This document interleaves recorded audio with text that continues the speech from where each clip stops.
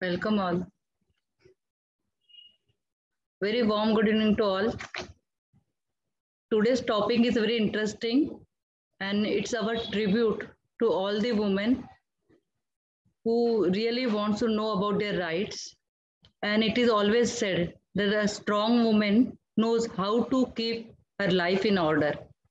But let's go a step further where a woman who knows the law and who knows what are her rights will definitely have a stronger life and have a strong impact on the society and also her family members. Dr. Babasaheb Ambedkar, who wrote the Hindu law and coded it in sections, we all should be very thankful and show our gratitude in today's session to him that because of him, the Hindu Marriage Act and other all Hindu laws were coded. That is, it came into sections, and it has really helped us that we know actually what were our rights. If it would not have been coded, today it would have been really difficult, and the law which developed over the years would not have never been done. So we should all should be thankful to him. Now, coming back to today's topic, I would like all of you to take you through the 2005 amendment in the Hindu law. There was a lot of sea change. I would say sea change in this amendment brought in the life of the women, especially. Everybody know that all the women that the sons and daughters were treated equally. The difference between the son and daughter were removed by 2005 amendment. When the Succession Act, these amendments were done, it actually changed the whole scenario in India. In our country, completely the property rights of a girl, child, or the daughter, or the married or unmarried woman were totally changed, and rights were totally, I would say, it brought sea change in their lives. The woman who had very less share, not equal to her brother, she was not even kopasna, she was not even allowed to open the succession if her father has expired, even if he has left a good amount of the money or the estate, it was not available to her. But now, after 2005 amendment, there was a sea change, and this has helped all the women in our country. So let's be thankful to our legislatures who has brought these changes. Now, let's first go to what were the major changes. The major changes, one, that is section 24 of the Hindu Succession Act was repealed. Under section 24 of Hindu Succession Act, what was there? A widow, that is a person, a lady who has lost her husband. If she used to remarry, then she used to lose her rights of the inheritance. She was not able to get her anything from her husband's property if she was going to marry or she remarries. This was the position before 2005. But later on, when in 2005 this amendment came, this section 24 from the Succession Act was repealed or abrogated, as we say, or removed from it, and the widow's rights were equal. She would have been, she will be stepping in the her husband's shoes. So it was very natural that she became, in fact, we can call her, she became a karta of that property or that Hindu undivided family. So she was given a role of karta also. So this was the most big changes after 2005 amendment. The widow, if she is not married on the day when her husband expired, then she will be inheriting her share, which is actually given on the equal footing with other legal heirs. So she will be stepping in her husband's shoes, and she will be the absolute owner of that property. Whatever the share her husband, after her husband, this will devolve upon her. So this was the major change. Another change, as everybody knows, all the daughters were given equal share as the sons. So the sister and brothers were equal in the eyes of the laws hereinafter. One more change that came, which is actually not very known to many people, that is previously only a son could open the kopasnar. He can become a kopasnar. He can only open the succession. But after this 2005 amendment, even the daughters can open the joint family property for succession. Otherwise, the previously the position was such that if the brother is staying, for take for example, in a flat, and he is continuing staying even after father's death, the sister could not, the daughter of the deceased father could not open the succession. She could not go and ask for the partition. But after 2005, she was allowed to do so, and she became a co-partner by birth. So she was on equal footing in succession rights along with her brother. So this was the most big changes it brought. Now, today's topic is very interesting because whenever a widow remarries, it is said that she may not be given the property of the husband. But the law says something otherwise. Law says that she will be entitled to whatever property which will be given or accorded to her as per the Succession Act. So this was actually a very big change which has brought a revolutionary in the I would say ladies' life. So even if she remarries, her rights on the day when her husband died, the succession opens also in her name and she will be entitled to her share. The only condition, she should not have been married on the day her husband is expired. Now we all know Hindu Marriage Act came in the year 1955. So before 1955, there were two marriages allowed. So if we read the act, we will also find that two widows, three widows, there are that two widows will be having equal rights. But after 1955, bigamy was made an offense. Under IPC, it was an offense, and in the Hindu Marriage Act also, bigamy is not allowed. It is one of the ground also for divorce. So bigamy is not allowed as per Hindu marriage. This has also helped the Indian woman. So accordingly, if she is not married on the day when her husband expired, she can be the equal right owner along with her son and daughters, or she will be the class one heir. In the legal language, we can say she will be the class one heir of the legal heir of the properties left by her deceased, her deceased husband. Now, next we go to the section 15 of the act. See, nowadays we find so many matrimonial disputes, and you will always find that there is a possibility that a matrimonial dispute goes long and one of the partner dies. When we are talking about the Hindu widow here, if her husband dies, then what happens? Then if divorce case is going on or there is a judicial separation, but there is no divorce, then her legal rights of inheritance are not crippled or curtailed, and she will be entitled to whatever right as if she has not filed for divorce, as if she is still his wife.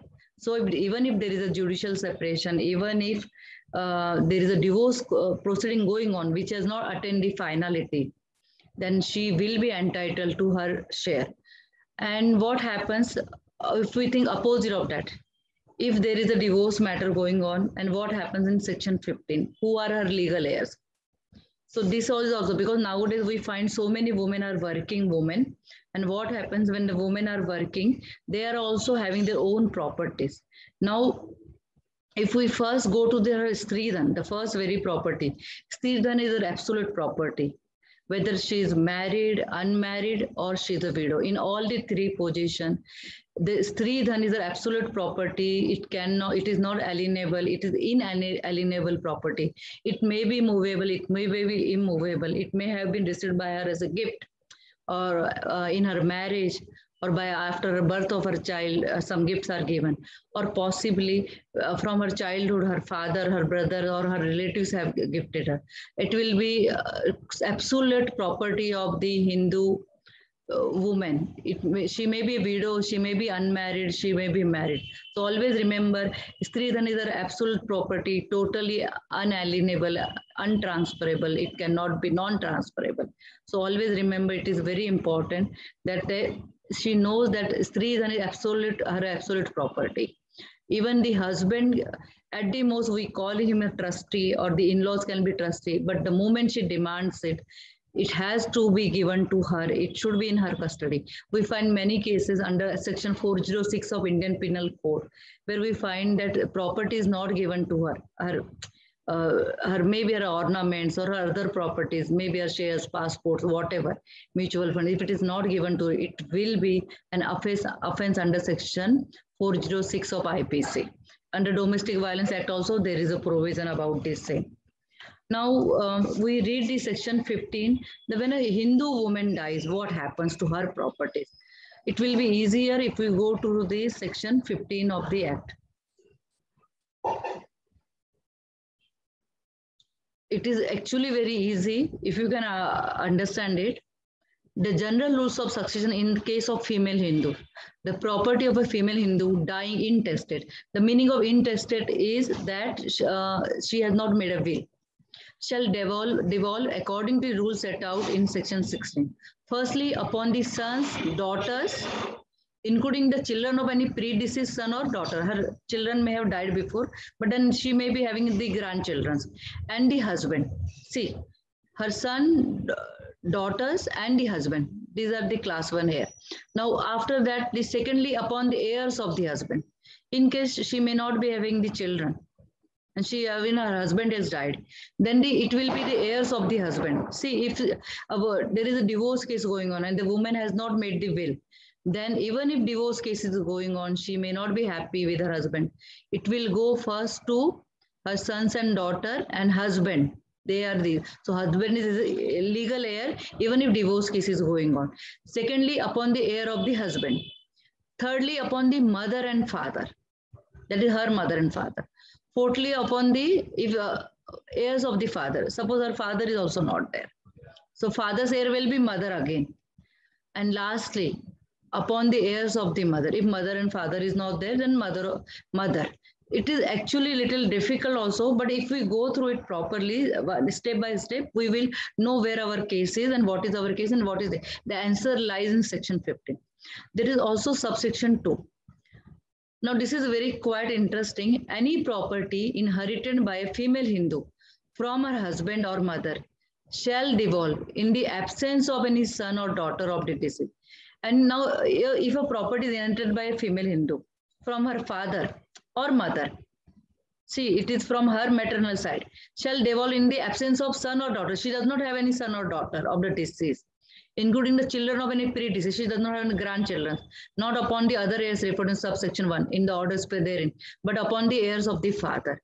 See, if female Hindu receives any property from her parents, it will go back to her parents' heirs, that is her father's heir. Now, any property inherited by a female Hindu from her husband. Now, this is just opposite of the section 2A, 15 and subsection 2A. It's just opposite. Any property inherited by a female Hindu from her husband, if she has or from her father-in-law. Okay. Now shall devolve in the absence of any son or daughter of deceased. She does not have any children, including the children of any predeceased son or daughter, not even the grandchildren, not upon the heirs referred to the specified in the therein, but upon the heirs of the husband. If she has inherited this property from her husband or father-in-law, it will go back to the legal heirs of the husband. So it is actually very simple, but then we have to reread it again to understand the same. But what is this section 15 is trying to say? If you have inherited from the father-in-law or the husband, it will go, if you die without making a will, it will go back to your husband's legal heir. And in case if you have got this property from your father and even your husband dies, then this property goes back to your mother's side, that is your father's legal heir. So this is actually very simple, and section 1 is about that if she dies in intestate, who are the class 1 legal heirs, that is by 1, 2, 3, 4, that's the A, B, C, D, E. Now there are certain disqualification also. This disqualification applies to they are gender neutral actually. So we should know it. Though it's not a today's subject, but I would like all of you to know this disqualification.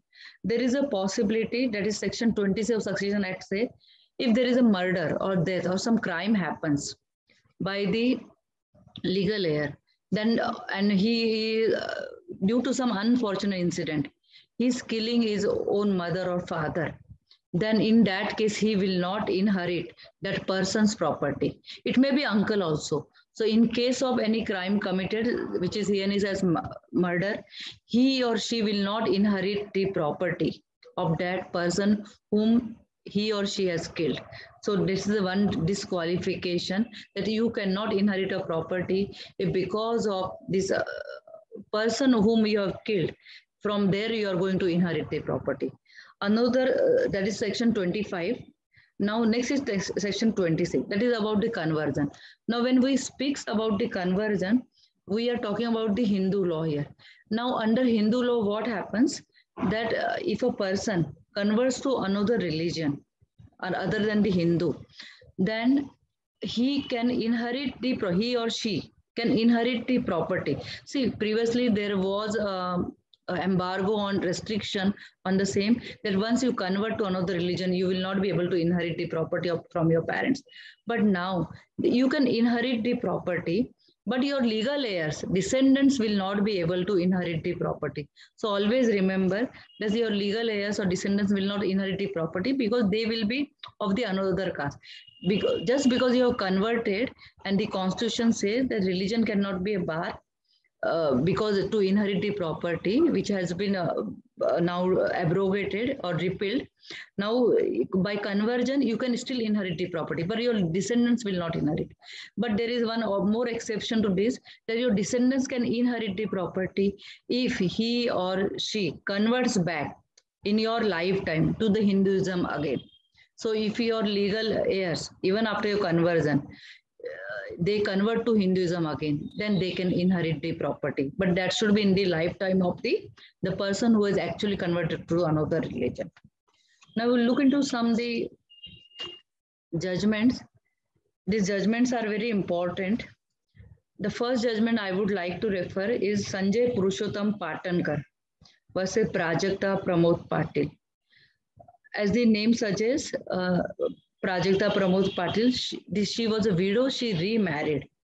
But the Bombay High Court said that a widow who remarries does not lose her right of inheritance.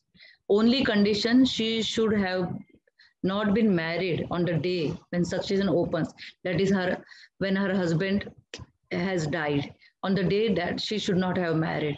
She should not have illegally married, or by way of some other thing. She has married, or she has already resided together with another person. So always remember, a widow will continue to inherit the property even if she has married to another person, whatever may be her position after the marriage. She will inherit the property. So widow, even if she remarries, she will inherit the property from her husband as a legal heir. She will be absolute legal owner of Sridan. Also the property, whichever she can inherit as if she has not remarried. There is also another Supreme Court judgment of 2008, which is quite in detail. That is Cherote Sugathan versus Cherote Bharti. This is again a matter where a Hindu widow has remarried. But this again it said that if a Hindu widow remarries, she will be on equal footing with all the legal heirs as if her marriage does not happen.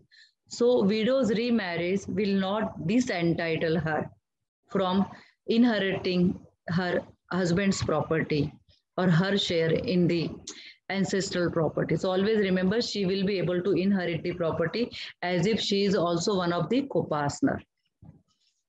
Now here also I would like to share one more judgment, that is Khushi Ram and others versus the Naval Singh and others. This is a very recent judgment of Supreme Court of 2021. Now in this judgment, what happened? There was a lady, Jagno, who lost her husband. She had no children. And she got some land, agricultural land from her husband, which was quite good.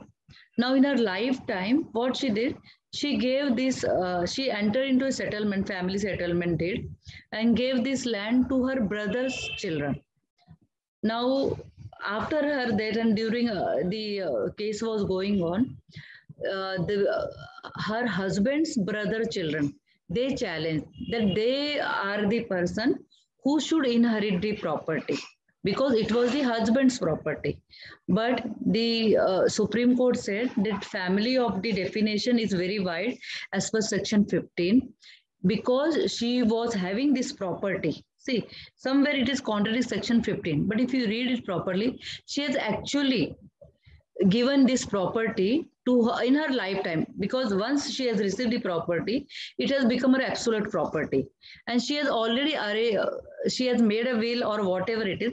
But she has, here in this judgment, she has not made a will, but she has entered into family settlement deed. So she has a right to give away this property which has been inherited by her in lifetime to anybody, whoever she likes. So she has given it to brothers, sons. Now here the her husband's brothers' children challenged this matter before the court. No matter went up to Supreme Court, but the Supreme Court also said that whatever she has done, it is was her property, and even if she has given this property which was inherited by her in her lifetime by entering to family settlement deed or family arrangement deed, that deed settlement deed is valid actually, because she has every right to deal with the property in her way, in whatever way she wants. So always remember, an ancestral property becoming your absolute property the moment it comes in your hand. In this case, I would say